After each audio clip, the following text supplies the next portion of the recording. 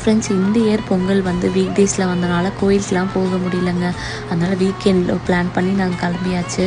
கிளம்பும் போதே லைட்டாக தாங்க இருந்துச்சு ஸ்னோஃபால். ஹைவேஸில் வந்ததுக்கப்புறம் ரொம்ப பயங்கர ஜாஸ்தியாகிடுச்சு. எப்போடா கோயிலுக்கு போய் ரீச் ஆகுன்ற மாதிரி ஆயிடுச்சு. ஏன்னா வந்து எங்கள் வீட்டிலேருந்து இந்த கோயிலுக்கு வந்து 1 hour ஆகும் ட்ரைவு. இந்த ஸ்னோவில் வந்து ரொம்ப சேலஞ்சிங்காக இருக்குங்க ட்ரைவ் பண்ணுறது. எப்படியோ ஒரு வழியாக கோயிலுக்கு வந்துட்டோம். வந்ததுக்கப்புறம் எப்படியும் சாட்டர்டேஸில் இல்லை ஃபெஸ்டிவல் டைமில் கொஞ்சம் கூட்டம் ஜாஸ்தியாக தான் இருக்கும். இங்கே ரொம்ப மனநிறைவாக இருக்குங்க இந்த கோயில் வந்தால். ஏன்னா இந்த நியூஜெர்சியில் இந்த பிரிட்ஜ் வாட்டர் பாலாஜி டெம்பிள்னு சொல்லுவாங்க. ரொம்பவே ஃபேமஸான டெம்பிள்.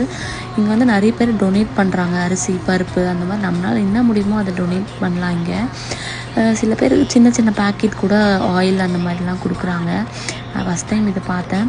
இந்த கோயில் எப்பயாச்சும் வரனால பெருமாளை ரொம்ப மனநிறைவாக பார்த்துட்டு ப்ரேயர் பண்ணிவிட்டு வருஷ தொடக்கத்துலேயே வந்து ஒரு பூஜையை போட்டாச்சு. அதுக்கப்புறம் நாங்கள் வந்து கீழே வந்து பிரசாதெல்லாம் வாங்கிட்டு கேஃபிடேரியா போயிட்டோம். இந்த -டிகிரியில் இருக்கும்போது சுட சுட பொங்கல், சாம்பார் சாதம் சாப்பிட்டா செம்ம டேஸ்ட்டாக இருக்கும். ரெஸ்டாரண்ட் கம்பேர் பண்ணுற விட இங்கே கொஞ்சம் அஃபோர்டபுளாக கொஞ்சம் டேஸ்டியாகவே இருக்குங்க.